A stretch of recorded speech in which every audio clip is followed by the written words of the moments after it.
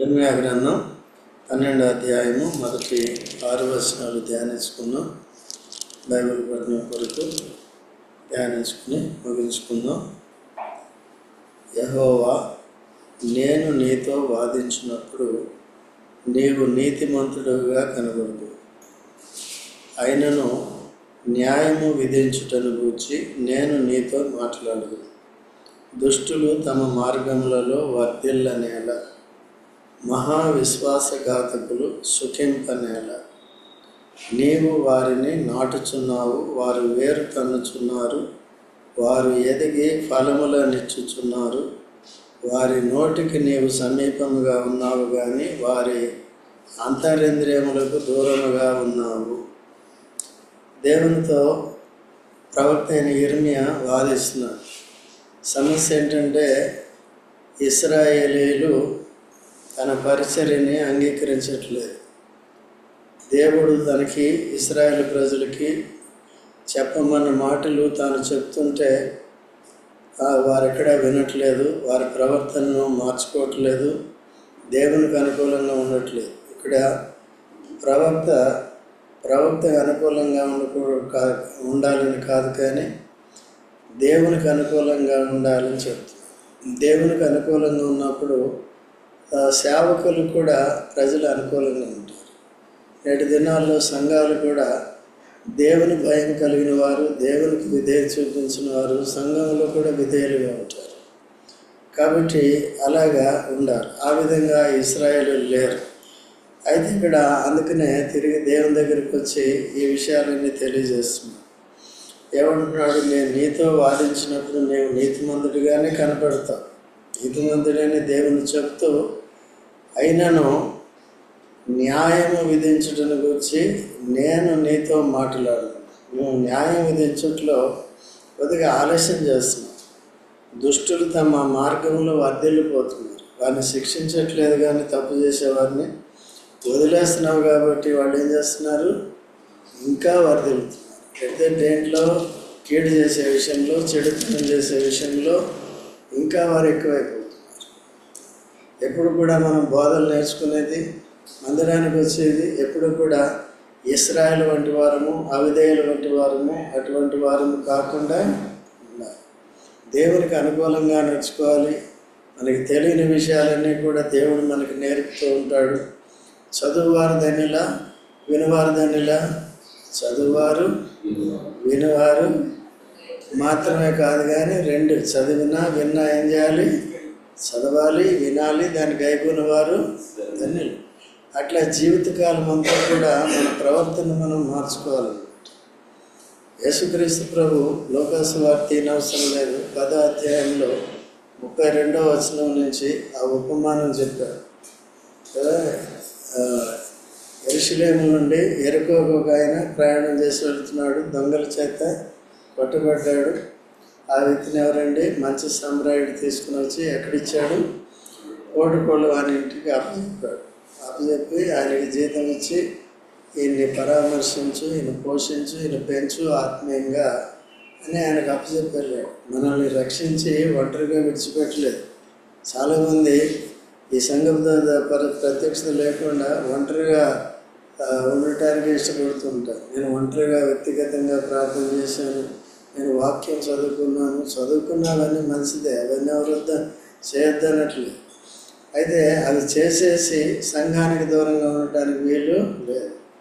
అది బాప్తిసం ద్వారా, నీటి బాప్తిసం ద్వారా ఈ స్థానిక సంఘంలో మనం ఐక్యపరచుకుంటాం.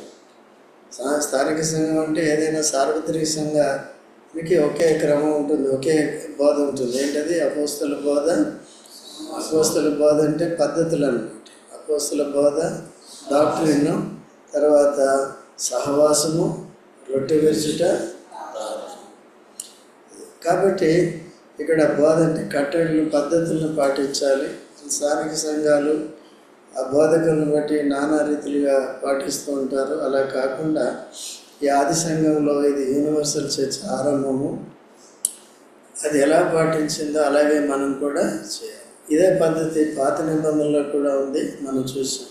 మోషేకి దేవుడిచ్చిన దర్శనం. సో అవన్నీ అనేక సార్లు చెప్తాము, మళ్ళీ చెప్పటం మనకి టైము సమయం సరిపోదు. ఓకే, సో ఈ క్రమాన్ని కలిగి ఉండాలి. ఇక్కడ బాప్తిజం తీసుకుంటే ఇక్కడికే రావాలని లేదు, కానీ ఒకవేళ ట్రాన్స్ఫర్ అయ్యే వేరే కారణం చేత వెళ్ళినప్పుడు ఎక్కడికి వెళ్ళాలి? ఈ పద్ధతిని పాటించే దగ్గరికి వెళ్ళాలి. ఓకే, ఎందుకంటే మిగిలిన ఏమవుతున్నాయి? మానవ పద్ధతిలో.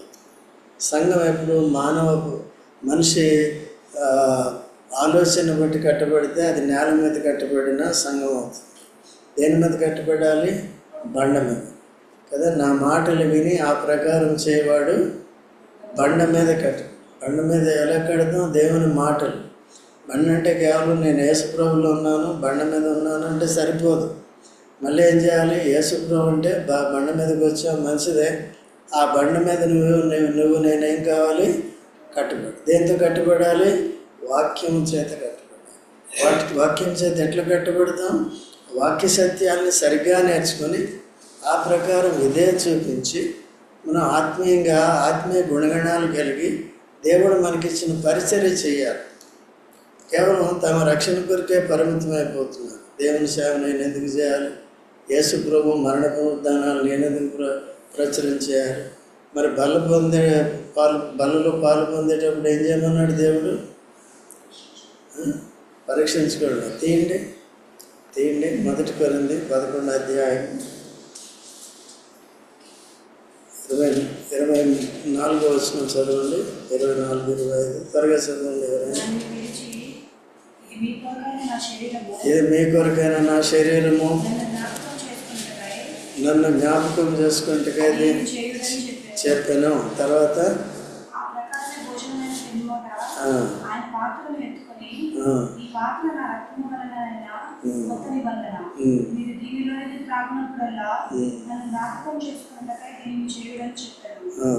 మీరు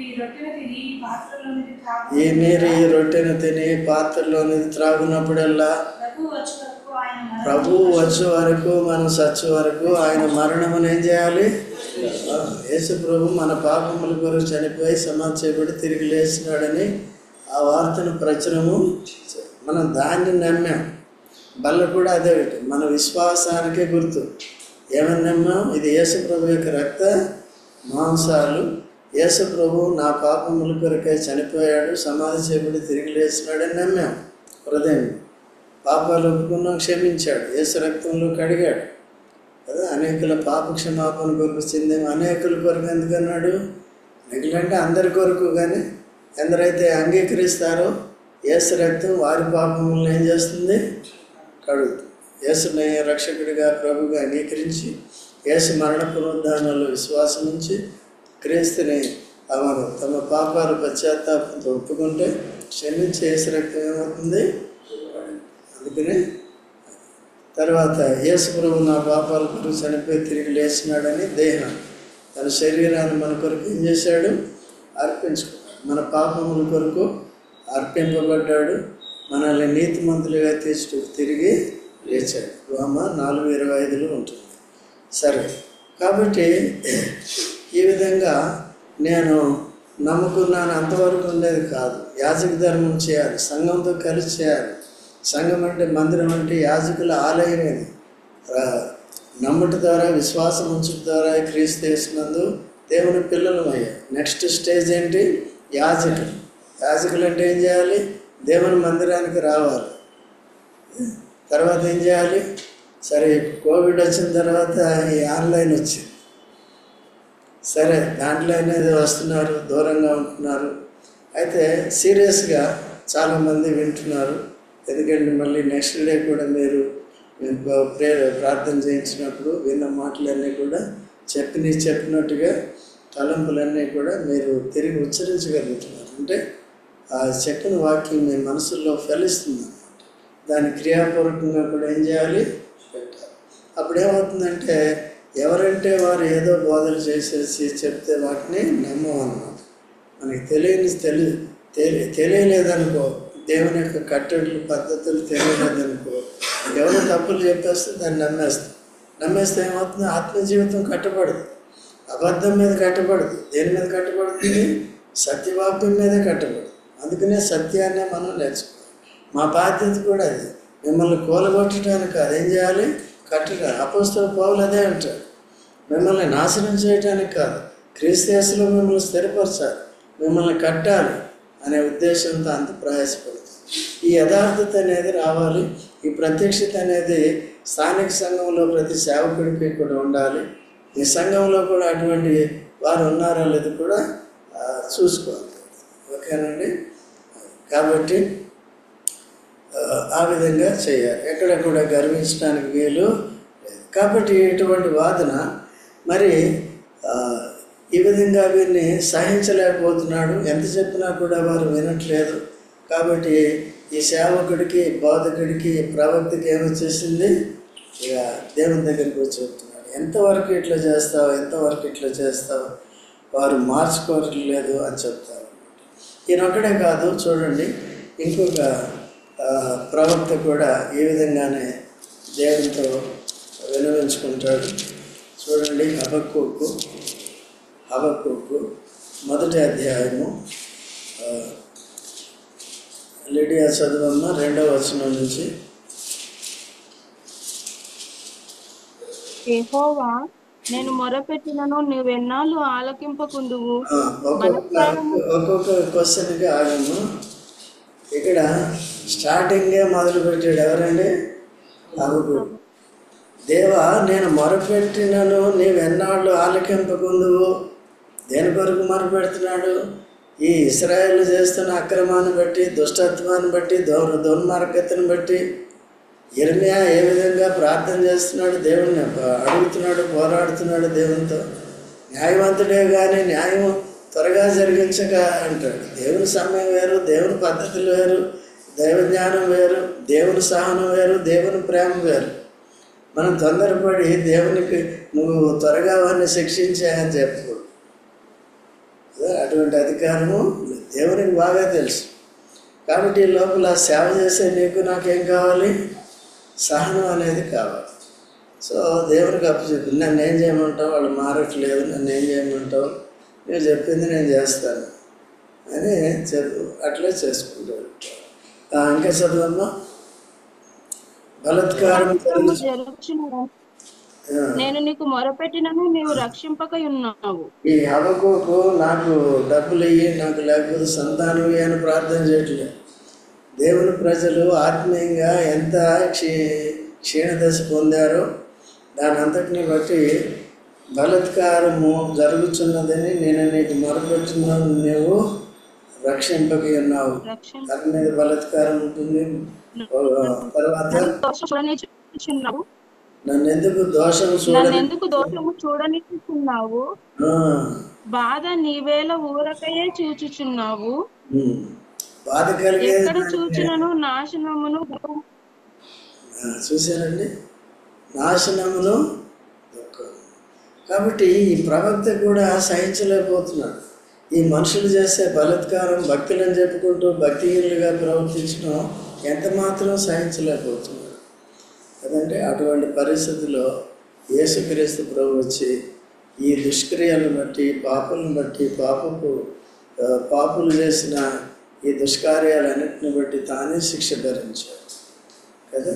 అందుకనే హబక్కూకు, లేకపోతే ఒకవేళ హబక్కూకు దెబ్బలు తింటాడా? కానీ సహనం అయిపోయింది, తట్టుకోలేకపోతుంది. తర్వాత నెమ్మదిస్తాడనుకోండి. తర్వాత 2వ అధ్యాయంలో దేవుడు చెప్తాడు. ఆయన 1వ అధ్యాయంలో తన అక్కసంతా కూడా వెళ్ళగక్కుతాడు. తర్వాత దేవుడు చెప్తాడు. ఏమని చెప్తాడు? 2వ అధ్యాయం చూడండి, 2వ వచనం.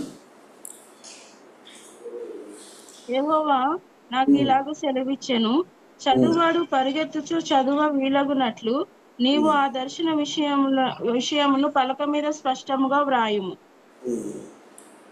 తర్వాత ఆ దర్శన విషయము నిర్ణయ కాలంలో జరుగును, సమాప్త మగుటకై ఆతురపడుచున్నది, అది తప్పక నెరవేరును. అది ఆలస్యముగా వచ్చినను దాని కొరకు కనిపెట్టుము, అది తప్పక జరుగును, జాగు చేయక వచ్చును. నువ్వు అనుకున్న సమయంలో రాదయ్యా, కొద్దిగా ఆగు. అది వచ్చే వరకు నువ్వేం చేయాలి?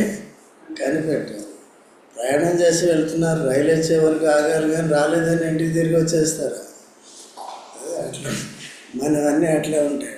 కాబట్టి ప్రవక్త కూడా అట్లా ఉంది. అయితే ఇటువంటి ఆవేశం వచ్చినప్పుడు మనుషులకి తట్టుకోలేక చూడలేక కొన్నిసార్లు అవిధేయులు అవుతున్న వారి మీద మాకు కూడా కొద్దిగా కోపము బాధ అని వస్తూనే ఉంటుంది, కలుగుతూనే ఉంటుంది. ప్రార్థన చేసేటప్పుడు కూడా అందరి కొరకు చేసేటప్పుడు కూడా ఒక్కొక్కరి ప్రవర్తన బట్టి మంచిగా ఉన్న వారి వరకు దేవునికి వందనాలు చెల్లిస్తాం. మిగిలిన వారు పట్టించుకోరు. అంటే నాకేదో ఆన్ చేస్తున్నారని కాదు, నన్ను ఏదో నా దగ్గరే దోచుకుంటున్నారని కాదు, కానీ ఆత్మీయ జీవితంలో వారు ఎంత నష్టపోతున్నారు, ఎంత అవిధేయులుగా ఉంటున్నారని ప్రార్థన చేసేటప్పుడు అటువంటి బాధ అనేది కూడా కలుగుతుంది. అయినప్పటికీ కూడా ఇటువంటి మాటల ద్వారా దేవుడు మాట్లాడినప్పుడు మనం ఏం చేయాలి? దేవుని సమయాన్ని దేవునికి ఇచ్చేయాలి. చివరికి వచ్చి చేసింది ఏంటంటే యేసుక్రీస్తు ప్రభు తానే వచ్చి అందరి పాపముల కొరకు చనిపోయాడు. అర్థమైందండి? యేసు ప్రభు హబక్కూకులాగా మాట్లాడా, అందరి కొరకు తను తాను అర్పించుకుని రక్షించాడు. తర్వాత 73వ కీర్తనలో కూడా చూడండి అన్నమాట. 73వ కీర్తన మొదటి వచనం నుంచి చదవను, వచనం ఆగుతో చదువు. ఇశ్రాయేలు ఎడల శుద్ధ హృదయుల ఎడల నిశ్చయముగా దేవుడు దయాళుడై ఉన్నాడు. ఇశ్రాయేలు ఎడల శుద్ధ హృదయుల ఎడల నిశ్చయంగా దేవుడు దయాళుడై. ఇశ్రాయేల్ అంటే ఎవరండి? నిజమైన ఇశ్రాయేల్ అంటే ఎవరు? నిజమైన దేవుడు ప్రజలు అంటే ఎవరు? శుద్ధ హృదయం కలిగిన వారు. ఎవరు ఎదుట? దేవుని ఎదుట.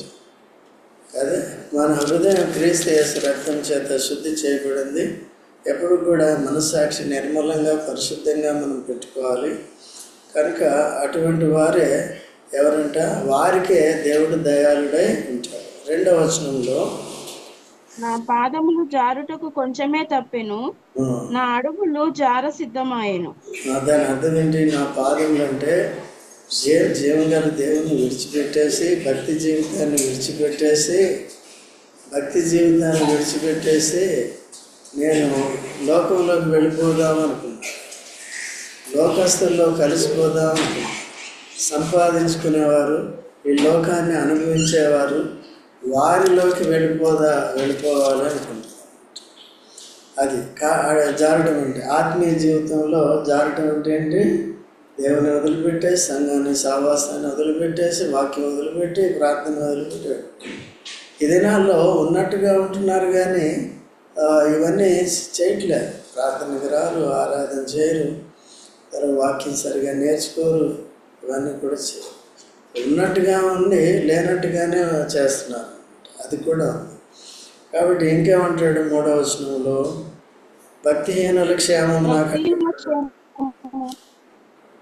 గర్వించు వారిని బట్టి నేను మసరపడి తిని, మరణమందు వారికి యాతనలు లేవు, వారు పుష్టిగానున్నారు. ఇతరులకు కలుగు ఇబ్బందులు వారికి కలుగు, ఇతరులకు పుట్టినట్లు వారికి తెగులు పుట్టదు. కావున గర్వము కంఠహారం వల్ల వారిని చుట్టుకొనుచున్నది, వస్త్రం వల్ల వారు బలత్కారం ధరించుకుందరు. క్రొవ్వు చేత వారి కనులు మెరకలైనవి, వారి హృదయాలోచనలు బయటికి కానవచ్చుచున్నవి. ఎగతాళి చేయొచ్చు బలత్కారం చేత జరుగు కీడును గూర్చి వారు మాటలాడుదురు. ఇవన్నీ కూడా లోకంలో ఉన్న వారి గురించి ఆయన చేస్తున్నారు. కాబట్టి వీరు ఇలాగే కొనసాగుతున్నారు, వీరు ఏం చేయట్లేదు, వారి బతుకే బాగుంది, వారికి శిక్షావిధి లేదు, శిక్ష లేదు. దుష్టుల్ని దేవుడు శిక్షిస్తాడంటారు కానీ శిక్ష ఏమి లేదు. ఇప్పుడు నేను భక్తి కలిగి ఉండి నాకేం లేదు, నాకు రోగం వస్తే కష్టం అవుతుంది, లేకపోతే మంచి మటన్ గిట్టం తినాలంటే కష్టం అవుతుంది, పైసలు లేదు అని బాధపడుతున్నారు. అయితే 17వ వచనం చదువును. 16 అయినను దీనిని తెలుసుకొనవలనని ఆలోచించినప్పుడు నేను దేవుని పరిశుద్ధ స్థలంలోనికి పోయి వారి అంతమును గూర్చి ధ్యానించు వరకు ఆ సంగతి నాకు ఆయాసకరముగా ఉండేను. నిశ్చయముగా నీవు వారిని కాలు జారు చోటనే ఉంచి ఉన్నావు. ఇవన్నీ కూడా అంటే భక్తిహీనులు వర్ధిల్లటం భౌతికంగా చూసినప్పుడు ఆయన ఆయాసపడినప్పటికీ కూడా ఇక్కడ ఏమంటున్నాడు? ఆయనను ఇదంతా చేసిన వెంటనే డెసిషన్ తీసుకోలేదు, అబ్రప్ట్ డెసిషన్ తీసుకుని వెళ్ళిపోలేదు. ఆయనను దీన్ని తెలుసుకోవాలని ఆలోచించినప్పుడు నేను దేవుని పరిశుద్ధ స్థలంలోనికి పోయి బైబిల్ పట్టణంలో కూర్చున్నాను. అక్కడ వాక్యాన్ని ధ్యానించినప్పుడు నాకు అర్థమైంది, ఇప్పుడు కొంతకాలమే దేవుడు వదిలేస్తాడు వాళ్ళని. దుర్మార్గుడు దుర్మార్గుడిగానే ఉండనిమ్ము, అపవిత్రుడు అపవిత్రుడిగానే ఉండనిమ్ము, పరిశుద్ధుడు పరిశుద్ధుడు, నీతిమంతుడు నీతిమంతుడిగానే ఉండనిమ్ము. నీతిమంతుడికి నిత్య జీవము, పరిశుద్ధుడికి నిత్య జీవము. తర్వాత అనీతిమంతుడికి, దుర్మార్గపు క్రియలు చేసేవారికి బతికేస్తారు, తర్వాత నాశనంలోకి వెళ్తారు, అక్కడ కళ్ళు తెరుస్తారు.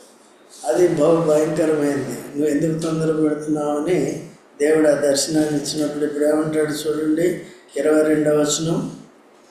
నేను తెలివిలేని పశుప్రాయుడనైతిని, నీ సన్నిధిని మృగము వంటి వాడనైతిని. కాబట్టి తెలుసుననుకుని మనం దేవునితో దేవుని ప్రజలతో సహవాసం లేకుండా, యాజక ధర్మం చేయకుండా, వాక్యాన్ని నేర్చుకుండా ఉండేవారు కూడా ఈ ఆసాపు లాంటి పశుప్రాయుల్లాగా ఉంటాం. నేను చాలా తెలివైన అనుకుంటాం. మన హృదయాన్ని దేవుని విషయానికి అప్లై చేయనప్పుడు మనకు కూడా పశుప్రాయులాగా ఉంటాం, పశుప్రాయుల్లాగా ఉంటాం. పశుప్రాయులు అంటే అర్థం ఏంటంటే వాటికి జ్ఞానం ఉపయోగించదు. వాటి ఇన్స్టింక్టివ్ ఎప్పుడు కూడా ఏంటంటే తను తాను ప్రొటెక్ట్ చేసుకోవటం, తర్వాత తనకి మేతని సంపాదించుకోవటం, తర్వాత అంతవరకు లిమిటెడ్ తెలివి ఉంటుంది. తను తాను తినటానికి, పోషించుకోవటానికి, భద్రపరచుకోవటానికి, తన కన్న పిల్లల్ని పెంచే అంతవరకే ఉంటుంది. మిగిలి డెవలప్ అవ్వాలి, అది చేయాలి, ఇది చేయాలి, అది మనిషికే ఉంది, వేరే వాళ్ళకి లేదు. లేకపోతే నేను అది అనిపించాలి, ఇది అనిపించాలి. అది గడ్డి తింటుంది, గడ్డి ఏ గడ్డి అయినా తింటుంది. కొన్నిసార్లు పచ్చిగడ్డి లేకపోతే ఒట్టిగడ్డి, ఎండుగడ్డి కూడా తింటుంది, ఏదైనా తింటుంది. కాబట్టి అది పశువు. కాబట్టి వీళ్ళు కూడా అది ఎండుగడ్డి తినేవాళ్ళు అంతా ఎవరు? పశువు. కాబట్టి ఇప్పుడు 25వ వచనం చదవమ్మా. ఆకాశమందు నీవు తప్ప నాకెవరు, నీవు రాకుండా లోకంలోనిది ఏది నాకు అక్కరలేదు. 24 కూడా చదువుతాను. నీ ఆలోచన చేత నన్ను నడిపించదు, తర్వాత మహిమలో నీవు నన్ను చేర్చుకుందు. వాయిస్ కట్ అవుతుంది ఇది. నీ ఆలోచన చేత నన్ను నడిపించదు, తర్వాత మహిమలో నీవు నన్ను ఏం చేస్తావు? అది మనకున్న నిరీక్షణ. భక్తి కలిగి ఉంటే అది. కాబట్టి ఇప్పుడు మనకు ఎంతో ఓర్పు కావాలి, దేవుని సేవ చేయడానికి ఓర్పు కావాలి, నా రక్షణ కాపాడుకోవడానికి ఓర్పు నేర్పు కావాలి. వాక్యం అందుకనే నేర్చుకోవాలి. సో ఆ విధంగా ఉంది. ఇప్పుడు ఆకాశం అందు నీవు తప్ప నాకెవరున్నారు, నీవు నాకుండగా లోకంలోనిది. లోకంలోనిది అంటే అర్థం ఏంటి? వద్దా భుజన వద్దా? శరీరాశ, ఆశలు వద్దు, కానీ అవసరాలు ఉంటాయి. అవసరాలు భక్తిగా ఉంటే దేవుడే తీరుస్తాడు. ఓకేనండి. ఏలి అవసరం తీర్చలేదా? అందరికీ అక్కడ కరువు వచ్చినప్పుడు ఆహాబు రాజ్యంలో ఏమొచ్చిందా? కరువు వచ్చినప్పుడు ఏమొచ్చింది? ఈయనకి కాకులు తీసుకొచ్చి ఈయనకి మటన్ పెట్టింది రోజు.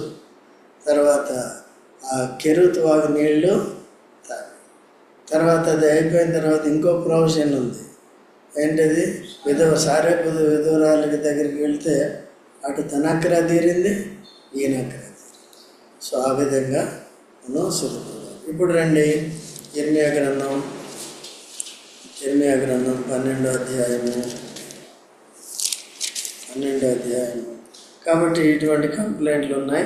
2వ వచనంలో ఏమంటాడంటే,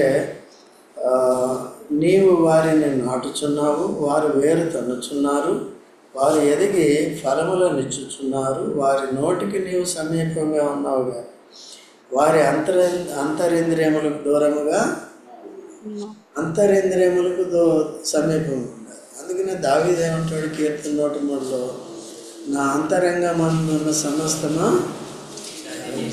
హృదయం సరిగ్గా ఉండాలి. అందుకనే దావీదుకి ఏం పేరు పెట్టాడు దేవుడు? హృదయానుసారి కదండి. సో కాబట్టి అట్లా. తర్వాత యెహోవా నీవు నన్ను ఎరిగి ఉన్నావు, నన్ను చూచుచున్నావు, నా హృదయం నీ పట్ల ఎట్లున్నది నీవు శోధించుచున్నావు. వదకు ఏర్పరిచిన గొర్రెల వలె వారిని హతము చేయము, వధ దినమునకు వారిని ప్రతిష్ఠించింది. అంటే వారిని నాశనం చేసే సంతాయి అని ఈయనే చెప్తున్నాడు. ఎవరికండి చెప్పవచ్చా మనం? అందుకని యేసుప్రభు ఏం చేశాడు? తాను వధింపబడి, యేసుప్రభు తాను వధింపబడుచు, శిలువ మీద వధింపబడుచు, వధకు పాత్రులైన పాపులందరినీ ఏమన్నాడు? ఏం అర్థం అవట్లేదు. మీరేం చేస్తున్నారు? మీరు ఏ సమయంలో అంటున్నాడు? తాను వధింపబడుతూ. ఇర్మియా సార్ ఏమంటున్నాడు? ఎసై మనకు కూడా ఈ లోకంలో జరిగేవన్నీ చూస్తుంటే, పాస్టర్లు చంపడం కానీ దాన్ని చూస్తుంటే మనకు కూడా దేవుడు ఎందుకు తీర్పు తెచ్చట్లేదు అని ఆలోచనలు రావట్లేదా? దేవుని ఉద్దేశాలు అనే ఆలోచనలు మనకు తెలియదు. అందుకని ఆయన ఆలోచన ఏంటో ఆశాపోలే మనం కూడా నీవు నీ ఆలోచించేది నన్ను నడిపించదు, నీవు నాకుండగా లోకంలో తేదవద్దు, తర్వాత నన్ను నీ మహిమలోకి. తర్వాత భూమి ఎన్నాళ్ళు దుఃఖింపవలను, దేశమంతట్లోని గడ్డి ఎన్నాళ్ళు ఎండిపోవలను, అతడు మన అంతము చూడని దుష్టులు చెప్పుకొనుచుండగా దేశంలో నివసించు వారి చెడుతరం వలన జంతువులను పక్షులను సమస్య. ఎందుకంటే భూమి కొన్నిసార్లు భూకంపాలు వస్తున్నాయి, కొన్నిసార్లు పంటలు రావట్లేవు, పంటలు పడిన వానలు వస్తున్నాయి, వరదలు వస్తున్నాయి, పడిపోతున్నాయి. ఈనాడు మంటలు పుట్టుకుంటున్నాయి, వడగళ్ళు పడుతున్నాయి. ఇప్పుడు చూడండి, నిన్న మొన్న ఇక్కడ మామిడి చెట్లన్నీ వడగళ్ళ వానికి ఏమైనా అకాల ఫలాలు ఏమైనా రాలిపోయినాయి. ఎంత నష్టం అండి! ఎంత కష్టపడి ఏడుస్తున్నారు. ఎందుకు వస్తుంది? ఇదే మళ్ళీ దేవుడిని శపిస్తారు, దేవుడు ఎందుకు ఇలా చేస్తున్నాడని. కానీ ఆ దేవుడిని ఎరగాలంటే వెళ్ళి ఆ దేవుడు నిత్య దేవుడి గురించి, సత్యదేవుడి గురించి చెప్తే ఆ చెప్పేవాడిని చంపుతారు. సో ఆ పరిస్థితిలోనే మన ఇర్మియా గారు కూడా ప్రవక్త గారు ఉన్నారు. అయితే ఇక్కడ నీవు పాదచారులతో పరిగెత్తగా వారు నిన్ను అలయగొట్టారు కదా, నీవు రౌతులతో ఎలాగ పోరాడదు, నెమ్మది గల స్థలమున నీవు క్షేమంగా ఉన్నావు కదా. యోర్దాను ప్రవాహంగా వచ్చుతున్నప్పుడు నీవేమి చేయదువు, నీ సహోదరులు సైతము నీ తండ్రి ఇంటివారు సైతము నీకు ద్రోహం చేయుచున్నారు. నీ వెంబడి గేలి చేయుదురు, వారు నీతో దయగా మాట్లాడుచున్నను, నీవు వారిని నమ్మకూడదు. కాబట్టి ఈ విధంగా ప్రవక్తకి దేవుడు కూడా ఏం చేస్తాడండి చెప్తాడు. తర్వాత ఈయన ఆలోచన అంతా చెప్తాడు. సో మనకి మనుషులకు బాధ కలిగినప్పుడు కూడా ఏదేదో మాట్లాడతాం, కానీ అసలు దేవుని ఉద్దేశం ఏంటో దాన్ని జాగ్రత్తగా చూసుకుని జాగ్రత్త. ఓకేనా? ఇంతకీ మనం నేర్చుకున్నది ఏంటి? ఏం జరిగినప్పటికీ కూడా దేవుడు అన్నీ ఎరిగినవాడు, అంతటిని ఏం చేస్తున్నాడండి చూస్తున్నాడు. కాబట్టి ప్రార్థన చేయాలి. మనకు కావాల్సిందేంటి? సహనం కావాలి. ఒకవేళ అటువంటి దుష్టుల ద్వారా మనకి ఏమైనా కీడు రాబోతుందని మనం భయపడుతుంటే మనం ఆ వ్యక్తుల నుంచి దానిలో తప్పించమని. సో మన ప్రార్థనలు కూడా అలాగే ఉంటాయి. ప్రతి వరకు మనం ప్రార్థన చేస్తాం. దేవుడు ఎన్నో సంవత్సరాల నుంచి మనల్ని భద్రపరుస్తాం. వచ్చిన సేవకులందరూ ఇళ్ళ మధ్యలో మీ మందిరం ఉంది, పక్కవాళ్ళు ఏమైనా అనట్లేదు. ఎవరైనా అంటారా? ఇంతవరకు మరి ఎప్పుడైతే దేవుడు మనల్ని వదిలేస్తాడో అప్పుడు ఏమవుతుంది? అందరూ వచ్చి మీద పడతారు. ఇప్పుడు అందరూ ఎలా ఉన్నారు?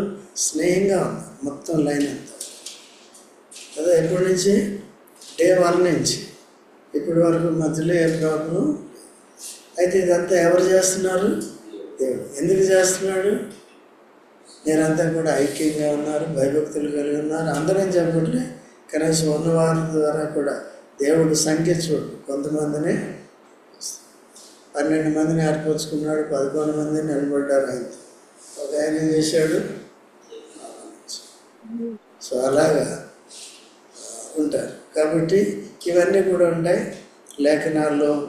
చరిత్ర ఎలా జరిగిందో, నష్టాలు ఇవన్నీ నడిపించే సేవకులకి, నాయకులకి కూడా తెలిసి ఉండాలి. ఆ ప్రకారము, వాక్య ప్రకారం, దేవుని ఆలోచన ప్రకారం దేవుని సేవ చేసినప్పుడు దేవుని భద్రత, శ్రమలు, కష్టాలు, ఇరుకులు, ఇబ్బందులు, ఎదురుదాడులు ఉన్నప్పటికీ కూడా మనకేం చేస్తాడు? విజయం ఇస్తాడు. అలాగే ఎంతోమంది భక్తులు జయించారు. ప్రార్థన చేసుకుందాం.